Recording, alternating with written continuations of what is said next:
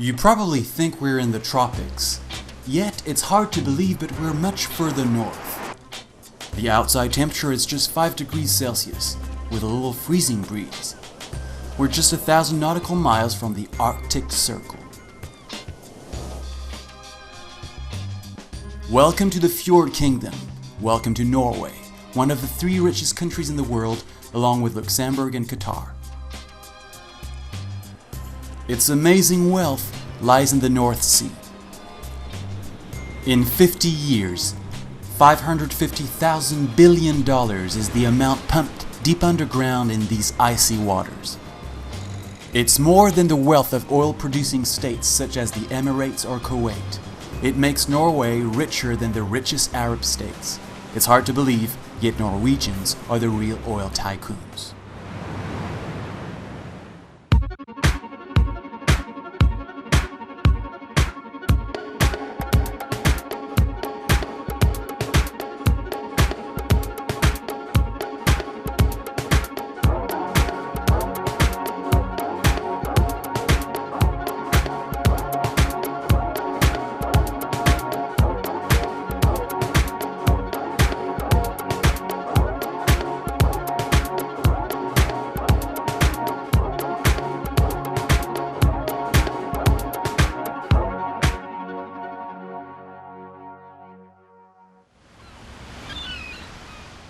In Europe, when you're 20 years old and live in a time of economic crisis, you face an uncertain future. But not in Norway, because the Norwegian state has you covered.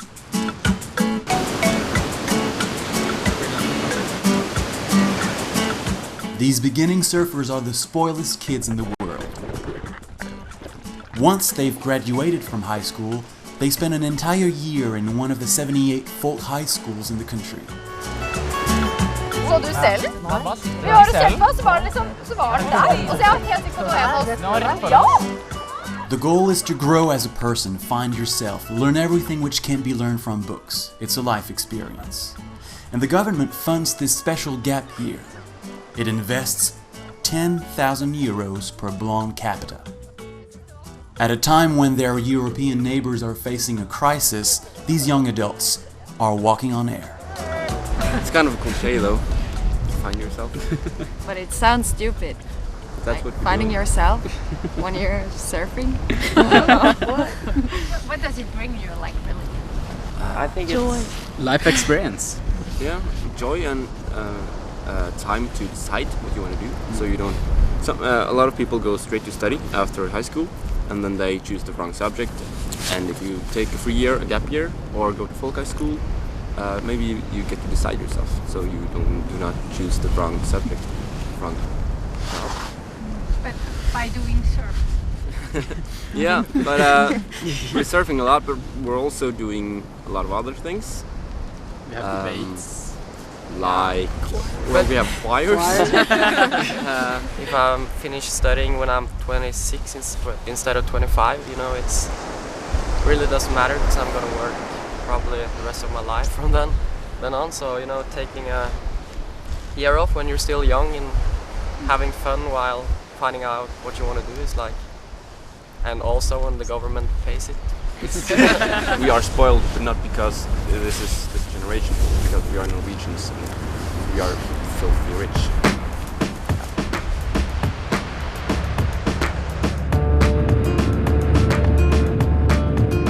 It's a strange country where people almost feel sorry for being privileged. Yet 50 years ago, Norway was far from living in opulence.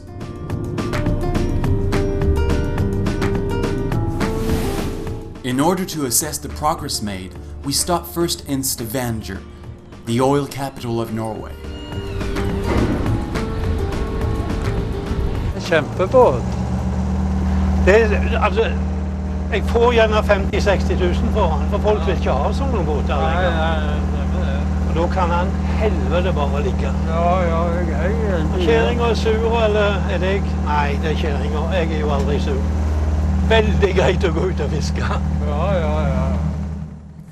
Don't be fooled by their placid look. These 2 retired men embarked on an epic journey, the greatest journey in the modern history of Norway.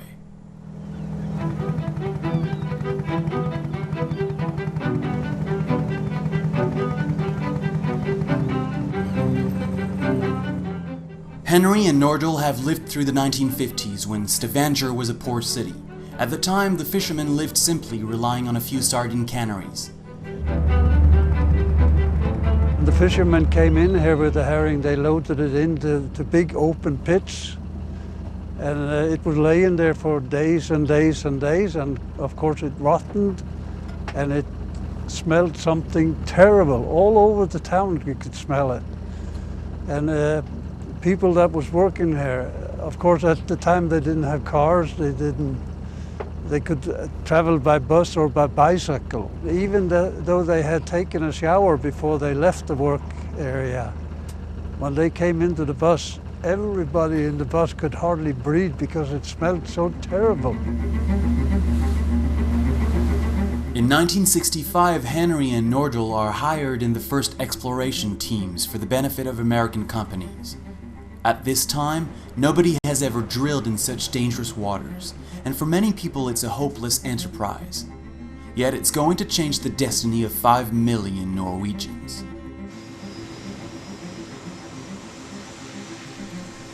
On these pictures shot by Henry in 1969, we are at the very early stage of this frontier battered by the waves.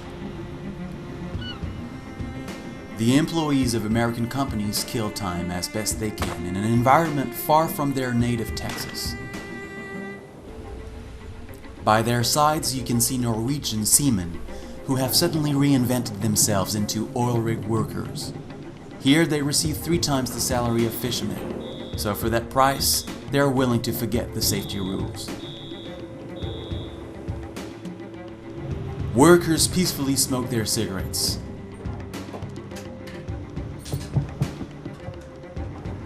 The work never stops, whether it's day or nighttime. The sea is unpredictable. Everybody is waiting with their eyes fixed on the drill pipe. Will we drill something else than sand from these floors?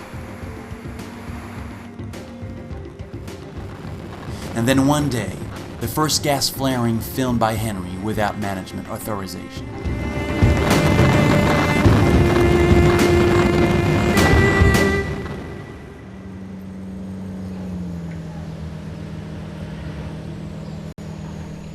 In the moment, Henry and Nordahl didn't realize that the emergence of oil meant that their world would disappear. The sardine canneries closed. They were quickly replaced by tankers coming from the entire world, drawn by the big oil rush. Today, Stavanger is growing fast, and the real estate market is exploding. This economic growth is on the verge of overwhelming them. That building there, it's the new concert house. It cost about 200 million euro to build it. Crazy. It's only money. Crazy. You don't like it? No. A lot of people don't like it. But I guess I was against it too when they started planning it. But when the majority of the people, they wanted it, so. And I've been inside a couple of times. It's fantastic. It's beautiful. But think how much money 200 million euro is. There's a lot of people who need that money for. Yeah. If you take a close look, we're far from the gigantic scale of cities like Dubai or Doha. Here, there are no artificial islands or dazzling skyscrapers. In this country of Lutheran tradition, success is savored with moderation. Here, unlike other countries, black gold hasn't fostered corruption and violent conflict. The oil company, they would have run away with the biggest portion of the money if it hadn't been because of the politicians that we had at the time. Some people say that Norwegians are different. Why is that? I don't know. I don't think we're different. No. Certainly, we have handled the richness in a different manner than many other countries have done. And we prefer to think we have done it in a better way. It's often said that black gold is a curse and that it only benefits an elite. Norway is the only example of its kind in the world. Here, oil does not only benefit the privileged few, it benefits all Norwegians. It allows to maintain high levels of social welfare. That includes parental leave, education, unemployment benefits, healthcare, pension. From the cradle to the grave, the government ensures the welfare of its citizens. All of its citizens. Here there is one prevailing principle. The principle of equality is sacred and inviolable for every Norwegian, and you cannot play games with that.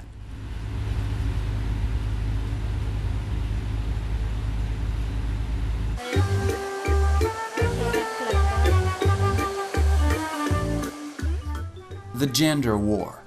Here, gender equality prevails. Norway is at the forefront of this issue, even in the most unexpected cases.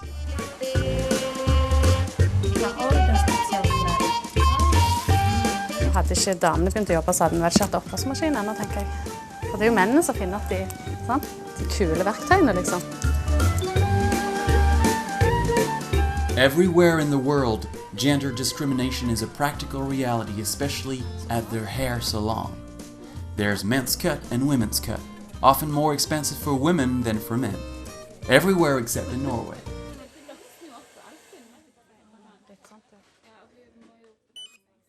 I can suggest two cuts. The classic cut, that we used to call men's cut, is 52 euros. And the sophisticated cut, which was known as women's cut, is 65 euros. A year ago, Anne Merete, the owner of this hair salon, has changed the price list. That was the result of her long controversy. A few years ago, there were press articles dealing with the gender parity issue. It was written that the fact that women paid a higher price than men represented a form of discrimination. And then we learned from our union that we had to change our price list into gender-blind price list. We could no longer call our cuts men's cut or women's cut. After voting rights, parental leave, and the representation on corporate boards, one of the last bastions of machismo fell. Therefore, Anne Merete aligned herself with her colleagues, but deep inside she wants to resist. I'm a little tired of these ongoing discussions about parity. I've had enough. The result is that we don't need men anymore. It's crazy, isn't it? I'd like to see more difference between sexes. For example, well, let men fill up the gas at the station for me, or hold the door, like in France, for example. Isn't it the case? It's pretty rare.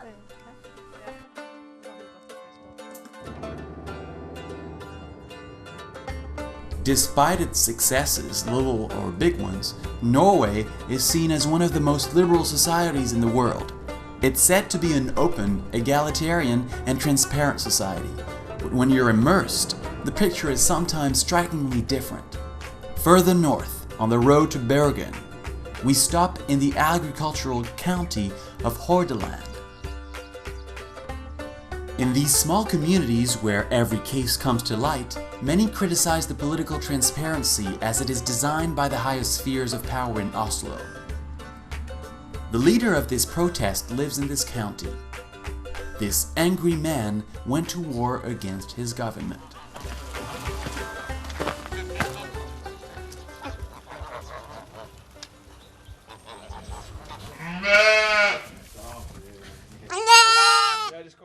In the spring, when female animals give birth, Dagfinn the veterinarian doesn't have a minute to lose.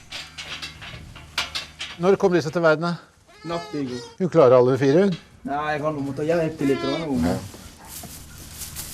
Dagfinn is the region's pride. In 2011, he got the Norwegian government sentenced for violating the European Convention on Human Rights. Det er jo ganske tøft, det er ikke så mange andre som har gjort det, så det er vel ingen andre som har gjort det, så det er jo ganske tøft gjort.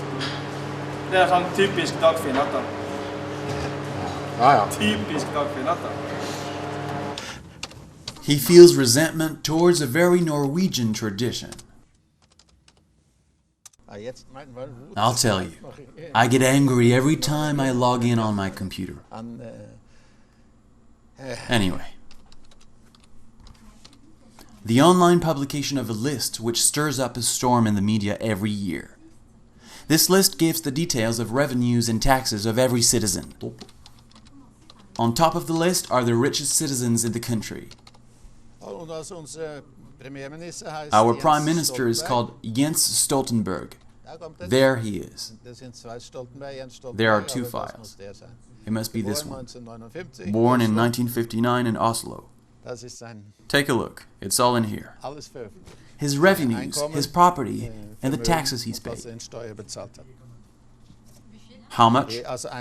His revenues represent 240,000 euros. He hasn't declared any asset.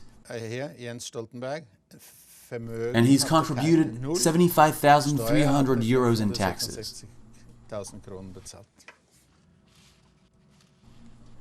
We also learned that for that year, the Prime Minister earned 4.5 times the average salary of men and 6 times the average salary of women. The rest of the world envies their transparency, yet Dagfinn isn't too happy about it.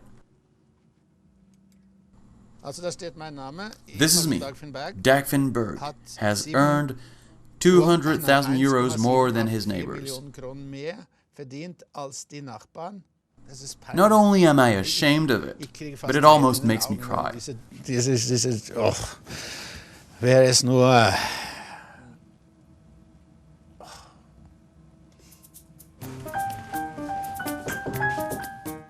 It's a sensitive issue, because in 2009, Dagfinn was victim of a mistake made by the Revenue Service. A small administrative error, and a few hours later, the news went round the county. On that morning, the reported income on the Revenue Service website was twice more important than the income he declared a few months earlier. I was struck by lightning. It was written that I was the third richest man of the county. I ran out of breath. Until then, I was a normal guy, the average sort.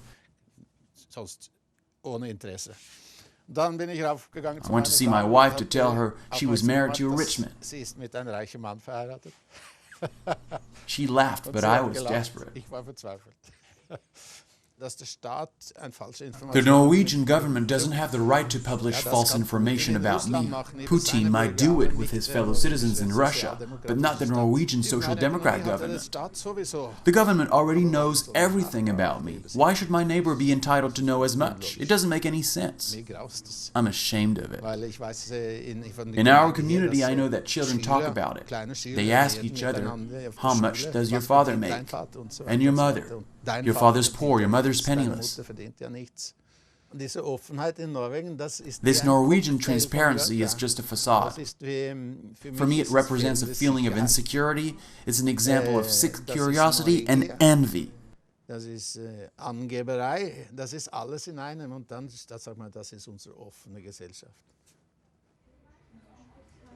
Dagfinn has obtained compensation for the injury caused by the false information published by the authorities on him.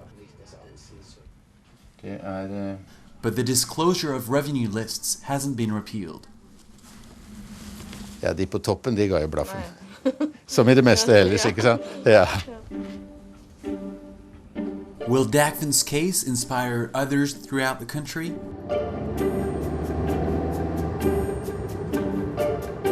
In Norway, the gap between the richest and the poorest is one of the smallest in Europe. No matter how we searched, it was hard to find the wealthy and the rich on every street corner. To find a true rich man, you must go inland, away from the coast, drive into the mountains, and take the roads that have just opened at springtime. Then you must look for tracks in the snow and keep your eyes open. Listen to the swishing sound of skis cutting through the snow.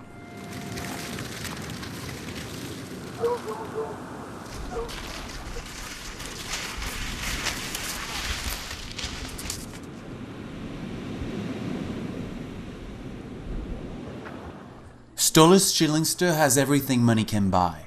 Self-confidence, comfort, and the hobbies that go with it. Rolig. Jeg bare gir kommando, ja. Ja. Ja. Ja. Ja. Ja. Ja. 5 years ago, he bought himself this land of mountains and frozen lakes. 30,000 hectares to go hunting and skiing. He may be one of the wealthiest men in Stavanger, and he may be employing more than 2,700 workers from all over the world to operate the offshore oil platforms, but the chalet he's restored still has no running water and no electricity. In this country, whether you're rich or poor, you enjoy nature with simplicity.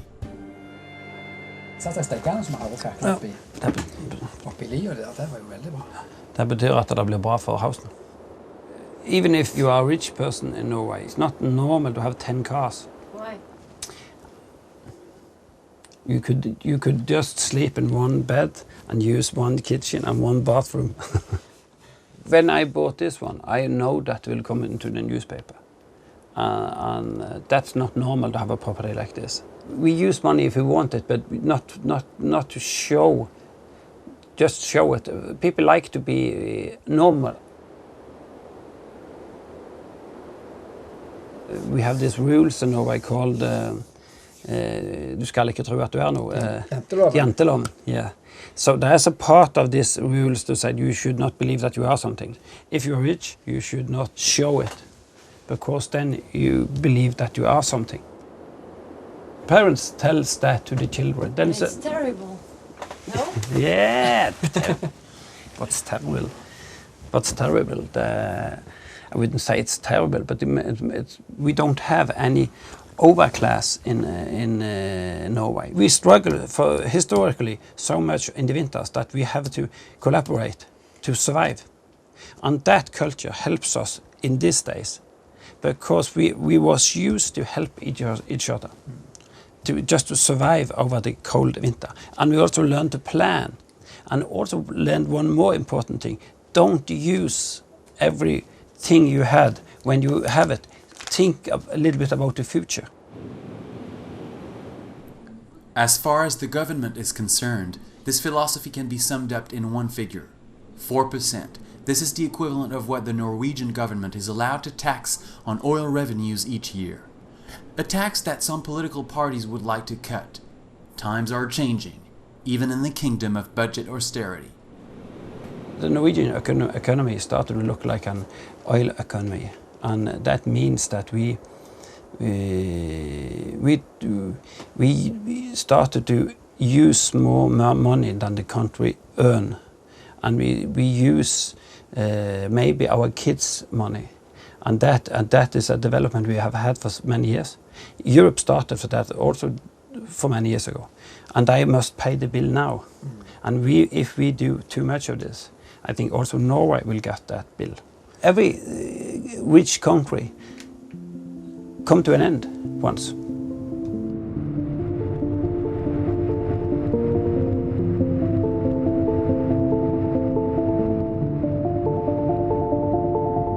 Could Norway's economic miracle end soon? What is for sure is that the welfare state costs so much that some people are starting to point the finger at the paradoxes in the current system.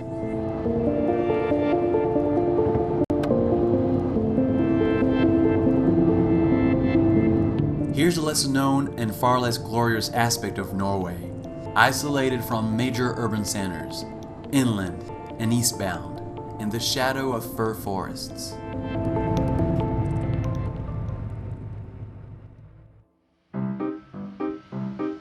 We were told that Able-Bodied is Norway's record-breaking village, record for the most sausages eaten in 1 minute, record for the longest choir session, 34 hours of non-stop singing. And a less admissible record, 20% of the inhabitants in this village live exclusively off the state subsidies. Since 2011, and following an article published in Norway's top-selling daily newspaper, this village is the laughingstock of the country. It's nicknamed the Village of Able-Bodied Welfare Recipients. In other words, while some are working, others enjoy life at a public expense, and they even get an illness benefit certificate. We were warned that nobody would talk to us, and actually, that morning, we came at a bad time.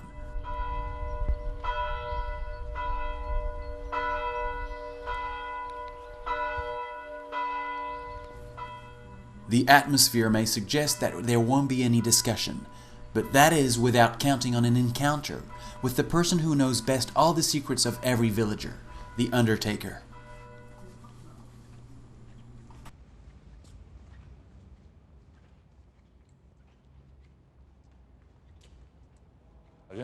With his friend Steinar, the parish priest, Tore has seen it all here. Jobs disappearing in favor of the oil-producing south, the progressive arrival of urban dwellers who left the cities which became unaffordable. Both of them, through times of joy and sorrow, have learned to know each inhabitant by their names. Det var ca. 250 mennesker. Og det mange. Veldig bra. Så folk I Åmli I hvert fall veldig, veldig flinke til å støtte opp I begravelser. Ja, det helt riktig. Ja. Tar du opp den der kassa neste gang, Steinar? Med de pengene, kanskje? Because they want to save face in the community, they decide to speak openly. For them, the stigmatization of their village is unfair. They want to denounce the system. In 1997, I had a thrombosis, and I became paralyzed on this side. Really? Yes, I was sick and I was facing the risk of going bankrupt. I went to see my doctor, the local doctor of Agder in southern Norway, and he alarmed me when he said, "So what disability rate do you want me to declare for you?" I said I wasn't interested by welfare benefits, that I'd rather go back to work, and I had to fight in order not to be declared 100% disabled. For doctors, that's the easy solution. It's convenient for companies which want to get rid of workers who want to work part-time. Tore and Steinar are convinced that the reason why the system is so generous in terms of social benefits is because it's convenient for politicians. It's a way to mask the larger problem of the unemployment rate, which is above the official figure of 3.6%. It's also a way to deny that there is a two-tier society. When I was younger, I worked at the factory during the holiday. We produced aluminum and silicon. I'm very proud of that. A priest usually doesn't leave any legacy, but at least I've produced aluminum. And in the factory of Ideham, there were lots of people who needed 6 months to learn what the younger ones learned in a week. But they had a good job, a good salary, and a good social economic status. It worked very well.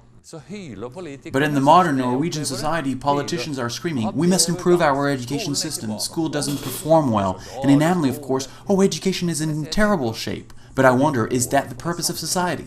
Make men 100% gifted and efficient? In fact, today we've come to a point where society is divided in two camps. 2/3 of society are moving at full throttle, but soon 1/3 of society will be left behind. The reports from the OECD confirm this downward spiral. Norway is the country which counts the greatest percentage of welfare recipients in relation to the general population. Far from the south, we're now headed towards the far north, a legendary country. Landscapes frozen 8 months out of 12, the polar night and the northern lights. To the furthermost corners of the country, the gates of the Arctic Circle.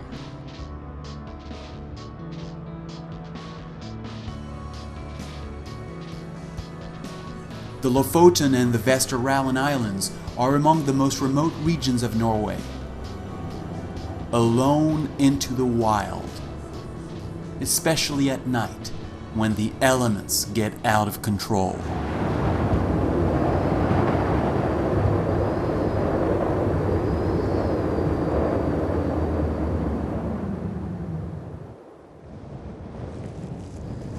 The next day, in the early hours of the morning, we arrive on the island of Andøya.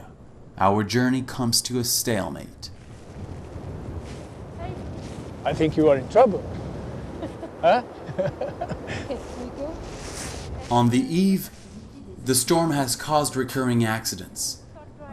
When we got into the car, we quickly understood that our Good Samaritan was strong-headed like other inhabitants on this island. Do you like the weather on Andøya? It's very exciting, eh? Exotic. kind of.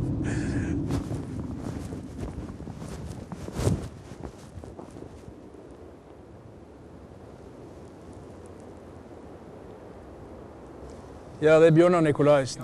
Hi, this is Bjørnar Nikolaisen on the phone. I'm the secretary of the Fishermen's Union of Andøya.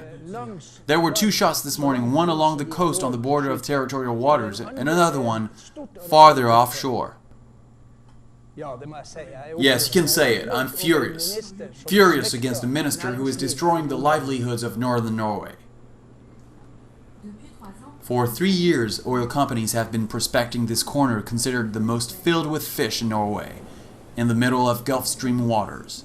They proceed to powerful seismic shootings, a deadly threat for the wildlife reproducing here. We live here. We are here all the time. We can see what happens. They never tell us when they are going to shoot. They just do it. This is how they act. And it's against the law. It's against the law.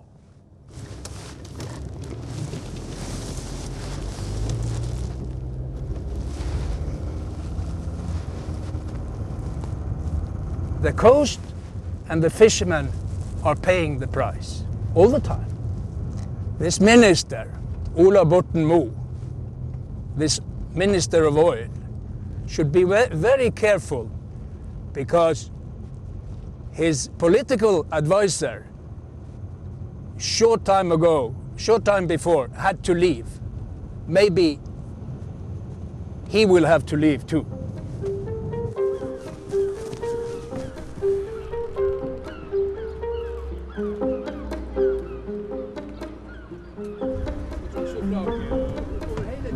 Bjørnar has a long way to go to convince the fishermen of the imminent threat they are facing.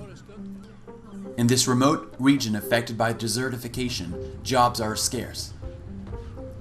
Life at sea, with its long fishing trips, in these harsh waters, finds it hard to attract new candidates. So the arrival of oil companies is a godsend, and lots of fishermen find it hard to resist the siren's call.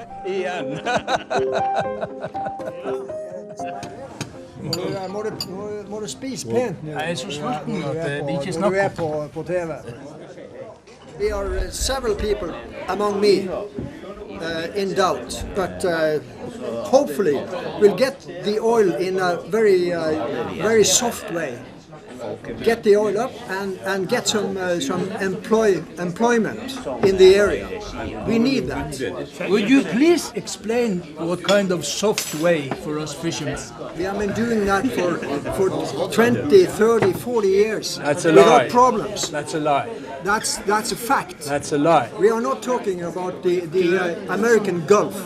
We are talking about Norway. What happened to the fish and the fishery? This actually is talking too much. He's talking all the time, and he's trying to convince people that this is not the right thing to do. That's not true. That is. Kan jeg få lov å forlate nå? It's not easy to be a bird of bad omen, especially with your own fellows, especially when you call to resist against easy money. Det jo så mye du bruker å mobbe meg og alt.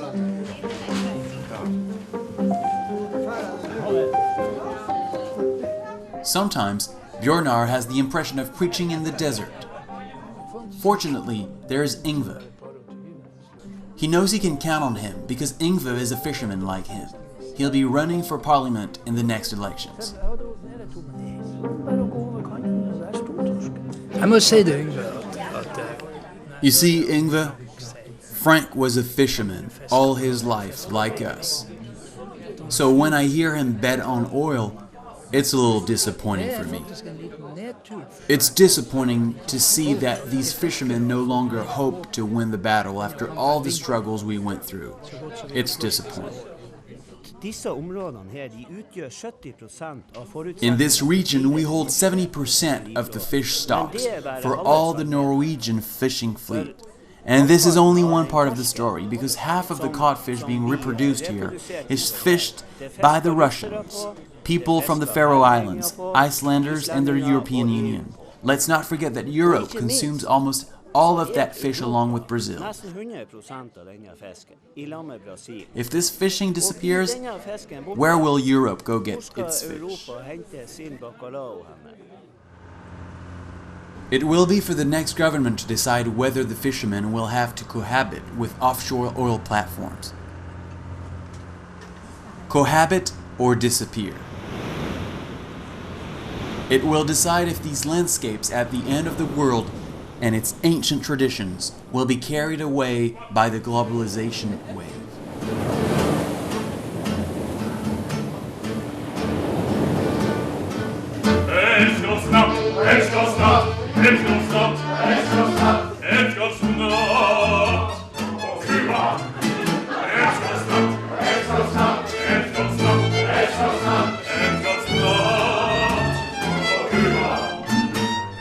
Bjørnar will show resilience to prevent the invaders from contaminating his island. But will he win his struggle?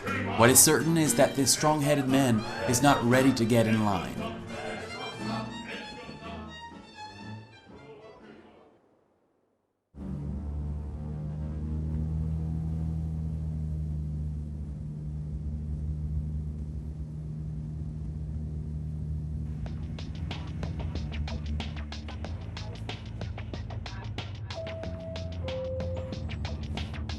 We're now headed south towards Oslo, the final stop of our journey.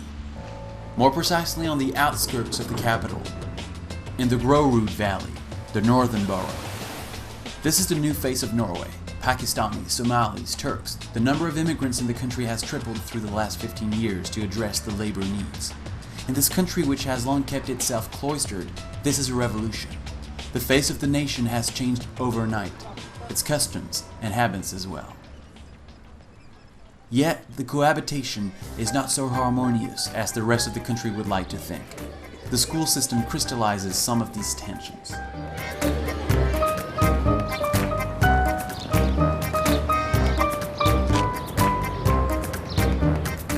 Robert is the father of a family.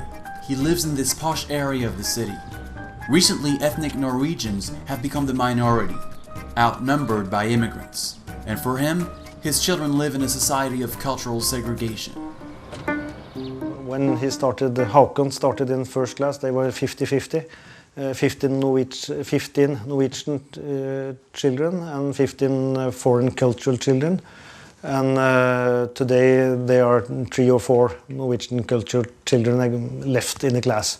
Sometimes it could be a problem because they are not allowed to have ham on their bread because some others don't think that is legal. And this is a very small thing, but it can become a problem. We are afraid for our children to lose the Norwegian way of thinking.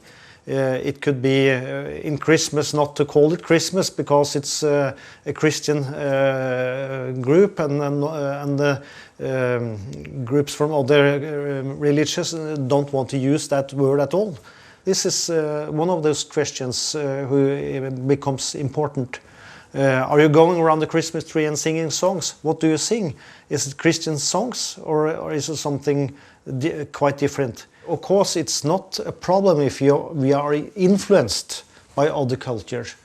But as we see it today, we don't make one new culture. We make parallel culture. And that is maybe the biggest problem, that the politicians don't agree. They think about something colorful, who is very nice, and everyone is happy. That is not the truth. This fear of seeing Norway's cultural and religious values disappear creates fertile ground for the development of one specific political party called the Progress Party, which promotes a stricter immigration policy. For this populist party, there's a distinction between the good and the bad foreigners. Number 2. Sunday evening in the downtown district. In the middle of apartment blocks, 2 community activists doing door-to-door canvassing.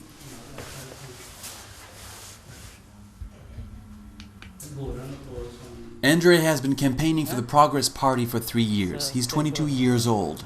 He was raised in this neighborhood.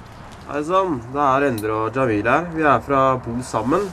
On this evening, he suggests inhabitants to join a class that teaches Norwegian good manners. Det et prosjekt der vi samler mange beboere fra nære områder her for å ta en sosial samling sammen, for å bli bedre kjent. Okay. Jeg tror du det noen i huset som har lyst til å bli med? Det vet jeg faktisk ikke. Andre does not believe in the virtues of a society guided by the principles of the Labour Party. He also defends the interests of the big Norwegian family, but it's a different one. Big family. That's what we wish. We wish for it to become a big family. It's not, but then everyone might have that in mind, so that's why we have to remind them, get them to this meeting, get them together. Assimilation or exclusion, Andre has a black and white approach. He questions both the welfare state and the rules that he considers far too lax in terms of immigration policy. Many people who come here want to come here because they want to get a better life, get a job, adapt to the law, and those are good qualities. We need those kind of people. But we also have people who want to abuse the welfare system. Those people, we don't need those people in Norway. That's a problem. People who come here to commit to come here with criminal records, who want to commit criminality, who have no good intentions, those are people we don't need in our country. And for some parties on the left, they might believe those things are really racist. I don't understand why. Like, we set requirements to our children, to our friends, to everyone, but people who get to Norway, we should not set requirements to them. Why not? Like when I went to school, I remember that a teacher said that, we are everyone the same. I don't think we are the same. Like Orson Welles said, we are all equal, but some are more equal than others. People who are in Norwegian politics, they have just been to school. Many of them have not worked one single day in their whole lives. They earn lots of money, they have special rights for themselves. And to me, it just seems like they do it as a job, not because they want to help Norway. And that is something that disgusts me.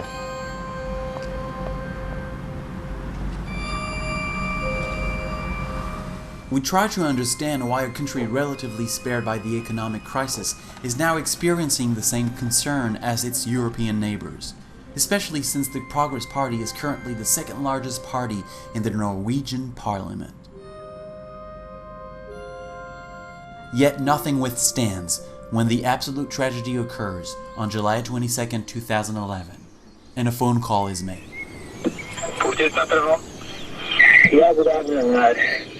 Kommandør Anders Breivik I den norske antikommunistiske motstandsbevegelsen. Jeg på Utøya for øyeblikket. Jeg ønsker å overgi meg. Ok. Hvilket nummer ringer du fra? Jeg ringer fra mobil. Hva heter det for noe? Hallo? Hallo?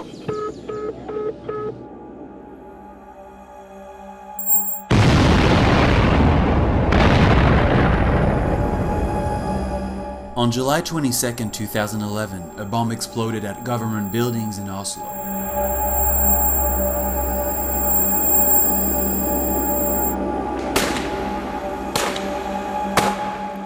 Four hours later, the Workers' Youth League summer camp on the island of Utøya was the target of a mass shooting.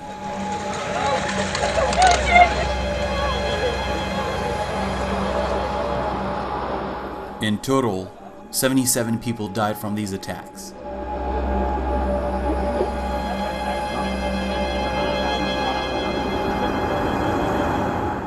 These attacks were carried out by a 33-year-old Norwegian terrorist, Anders Breivik. He wished to punish those he called traitors to the fatherland, holding the Social Democrats responsible for exposing Norway to multiculturalism and Muslim invasion. For a peaceful nation which viewed itself as a democratic model for the world, this was a terrible shock. It marked the end of Norwegian innocence.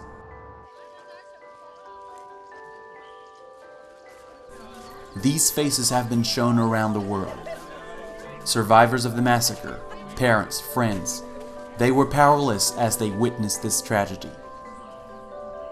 2 years after the attacks, they gather for the first time for a weekend.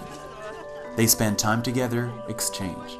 They may be smiling, but they don't forget.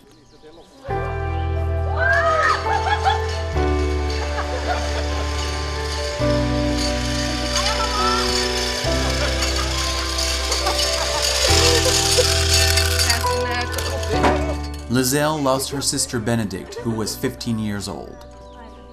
Breivik killed 69 teenagers like her, but he planned to kill all 564 of them on the island of Utøya that day. Through them, he was targeting the next generation of policymakers that he wanted to destroy entirely. How did Lizelle go about her life after the tragedy? She came a long way to exercise July 22nd, the pictures and the voice of her frightened sister sticking in her head, and her last phone call with her sister.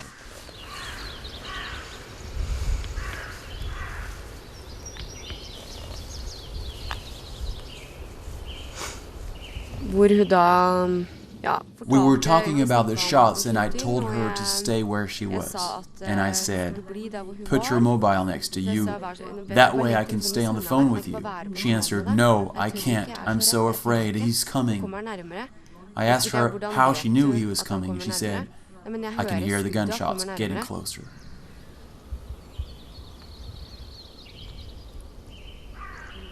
She was shot in the stomach. It wasn't a deadly shot, but she bled to death. I always wonder if she suffered. Some people say that you don't suffer because the body is under constant tension. The adrenaline is so powerful that you almost don't feel a thing.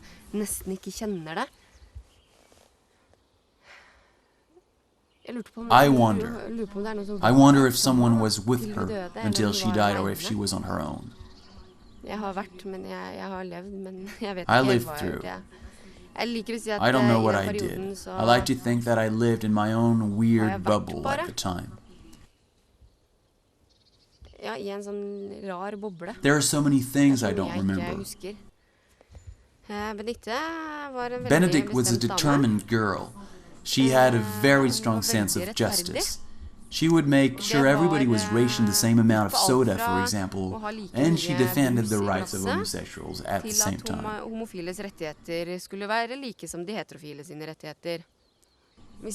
If I had kept thinking about the reason why she died, asking why us, why Norway, it would have driven me crazy because there's no answer to this question. I had to develop a survival strategy to cope with it. But I will never accept it, ever. Do you think the man who did that was driven by political reasons? He's crazy. There's nothing else to understand. He's nothing to me. It's that simple.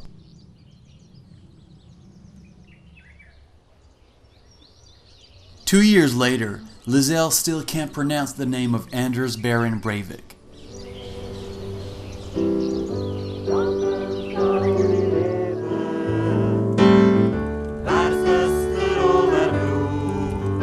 While they are mourning the loss of their loved ones, those who survived hold on to their memories and hang on to what reassures them, like this nursery rhyme, for example. On April 26, 2012, this tragedy has stunned the entire world. Across the country, Norwegians sang that song as a challenge. During his trial, Breivik said he hated that song, like everything that relates to humanist values.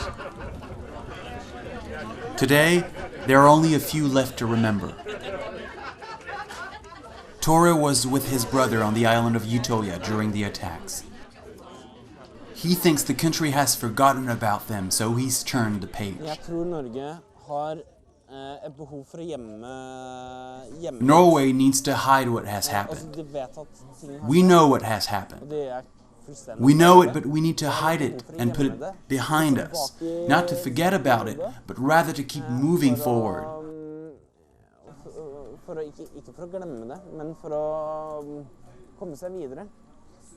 It's part of the Norwegian mentality. It comes from the Vikings. We experience misfortunes and we keep moving on. Those who keep moving forward are those who survive.